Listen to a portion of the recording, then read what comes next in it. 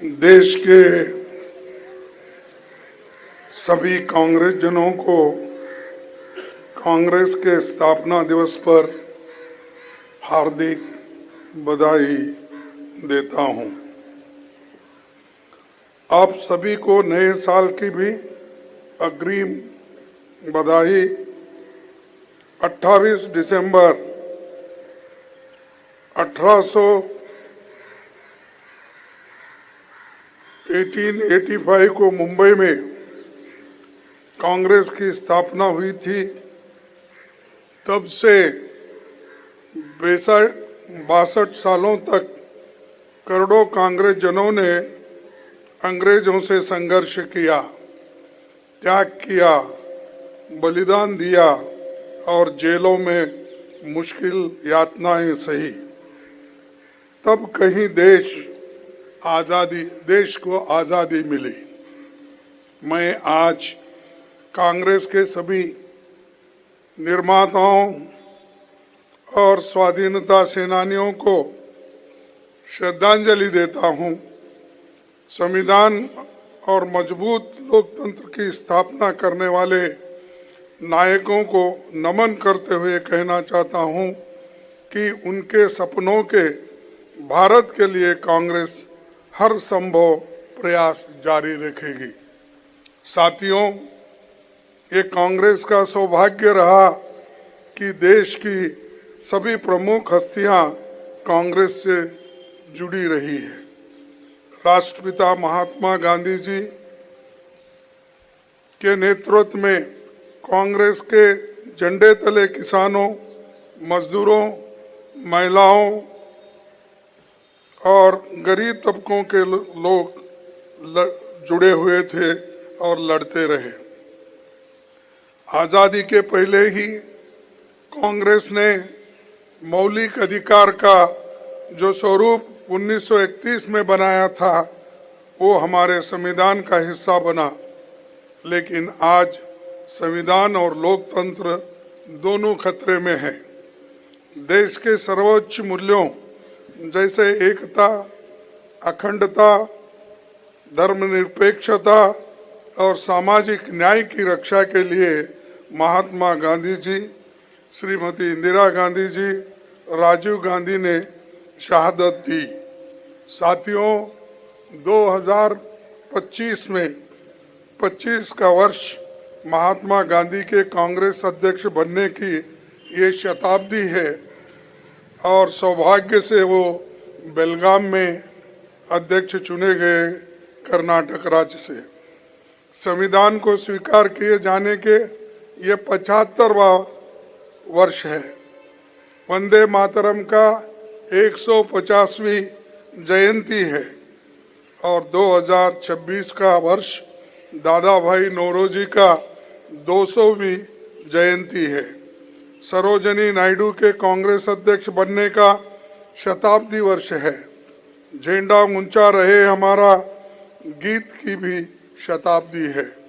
ये गीत दिसंबर 1925 में कानपुर कांग्रेस अधिवेशन में पहली बार गाया गया था।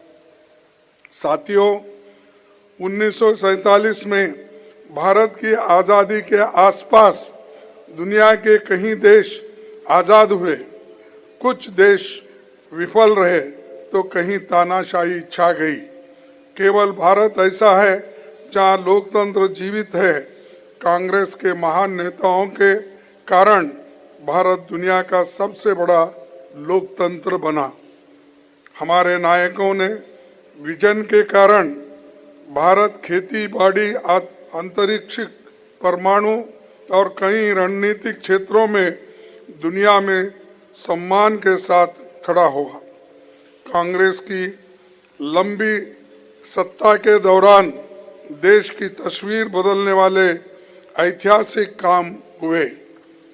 हरित क्रांति, श्वेत क्रांति से लेकर संचार और सूचना क्रांति, ऑटोमोबाइल क्रांति आई, आर्थिक उदारीकरण का दौर आया।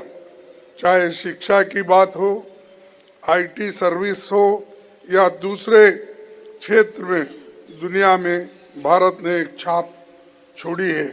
ये सब कांग्रेस की बड़ी उपलब्धियां हैं और इसीलिए आज देश इस स्थिति में आने के लिए एक उपलब्धि कर दी है। मैं ये याद दिलाना चाहूँगा कि सोनिया गांधी जी के अध्यक्ष काल में यूपीए सरकार में नागरिकों के अधिकारों की रक्षा का दायरा और बढ़ा। डॉक्टर मनमोहन सिंह के प्रधानमंत्री काल में हक हकूक आधारित अप्रोच के तहत कानून बने।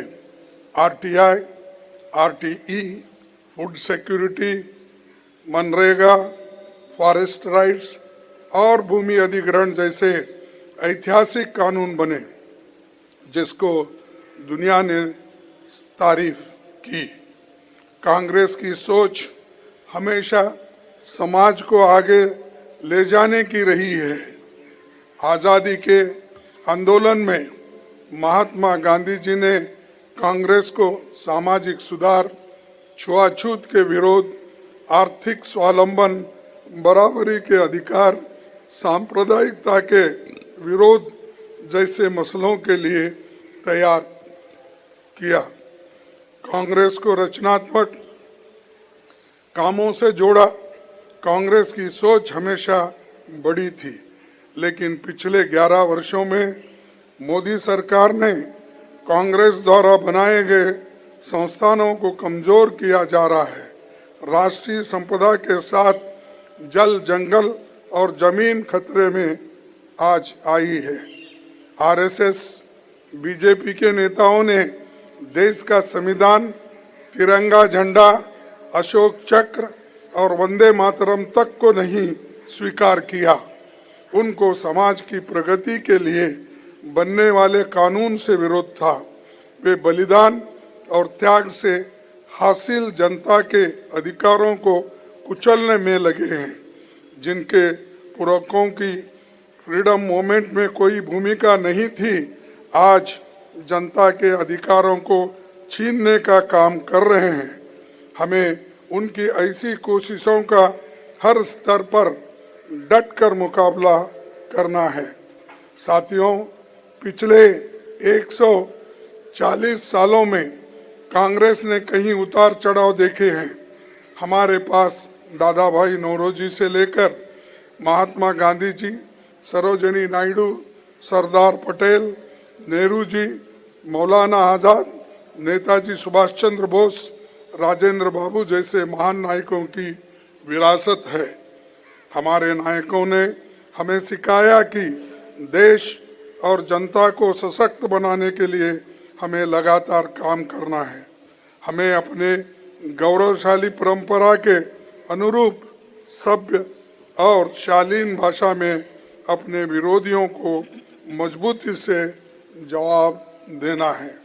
हमारे नायकों ने सत्य के रास्ते पर चलना सिखाया। हम उसी मार्ग पर चलकर विजय हासिल करेंगे। गांधी जी तो यहाँ तक कहते थे कि सत्य तब भी टिकता है जबकि उसके पक्ष में जनसमर्थन न हो। मैं और एक बार इसके लिए सत्य भी टिकता है जबकि उसके पक्ष में जनसमर्थन न हो, पर हमारे पास सत्य भी है और जनसमर्थन भी है।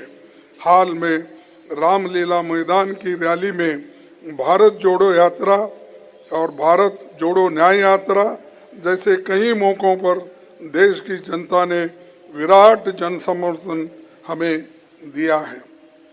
साथियों, पिछले 11 सालों में बीजेपी सरकार ने चंद पूंजीपति को फायदा पहुंचाने के लिए कई कानूनों को बदला। मनरेगा को नष्ट कर दिया जा रहा है। जल, जंगल और जमीन की लूट जारी है। सरकार फर्जी आंकड़ों से खेल रही है और सच छिपाने के लिए अभी तक सेंसस नहीं कराया जा रहा है। साथियों, आप सभी जानते हैं 2025 में महान नायिका इंदिरा गांधी जी के नाम पर ये भवन कांग्रेस का स्थायी दफ्तर बना। हमारे सीपीपी चेयरपर्सन सोनिया जी के अथक प्रयासों की ये देन आने वाले समय में संविधान और लोकतंत्र की रक्षा का केंद्र बिंदु बनने जा रहा है। 100 साल पहले कांग्रेस अध्यक्ष पद का दायित्व संभालने के बाद सरोजिनी नायडू जी ने कहा था, स्वतंत्रता के युद्ध में भय एकमात्र अक्षम विश्वासघात है, निराश एकमात्र अक्षम पाप है। आज हम आज़ादी की छाव में हैं, पर उनकी बातें आज भी अहमियत रखती है और आज हम संविधान और लोकतंत्र को कायम रखने के लिए मनरेगा जैसे जनता के अधिकारों की रक्षा के लिए लड़ रहे हैं। मैं देश भर के सभी कांग्रेस जनों से अपनी ये अपील दोहराना चाहूँगा कि एक स्वर में एकजुट होकर मनरेगा को बचाने के लिए जन जन के बीच जाइए। इसके लिए हमें दांडी मार्च और भारत जोड़ो आंदोलन जैसी भावना के साथ जुटना होगा। गरीबों और कमजोर लोगों के हक में मनरेगा की बहाली के लिए हम हमारे सरकार को मजबूर करेंगे। आखिर में आज स्थापना दिवस पर एक बात साफ कहना चाहता हूं, जो कहते हैं कांग्रेस खत्म हो गई है, उन्हें बताना चाहता हूं, हमारे पास सत्ता कम हो सकती है लेकिन हमारी रीढ़ अभी भी सीधी है। हमने समझौता नहीं किया, न संविधान से, न धर्मनिरपेक्षता से, न गरीब के हकों के लिए। हम सत्ता में न हो लेकिन सौदेबाजी नहीं करेंगे। कांग्रेस ने कभी धर्म के नाम पर वोट नहीं मांगा। कांग्रेस ने कभी मंदिर मस्जिद के नफरत नहीं फैलाई। कांग्रेस जोड़ती है, बीजेपी तोड़ती है। कांग्रेस ने धर्म को आस्था ही रखा, पर कुछ लोगों ने धर्म को राजनीति बना दिया। आज बीजेपी के पास सत्ता है लेकिन उनके पास सच्चाई नहीं है। इसीलिए कभी आंकड़े छुपाए जाते हैं, कभी जनगणना रोकी जाती है, कभी संविधान बदलने की बातें होती है। जो आज इतिहास पर भाषण दे रहे हैं, उनके पूर्वज इतिहास से भाग रहे थे। कांग्रेस विचारधारा है और कांग्रेस विचारधारा कभी मरती नहीं। साथियों, इसलिए कहता हूं, ये लड़ाई चुनाव की नहीं है, ये लड़ाई भारत की आत्मा की है। और कांग्रेस ये लड़ाई इसलिए लड़ रही है क्योंकि अगर कांग्रेस नहीं लड़ेगी तो संविधान कौन बचाएगा, ये लोकतंत्र कौन बचाएगा। यही कहकर मैं अपने बात को समाप्त करता हूं। जय हिंद, जय कांग्रेस, जय संविधान।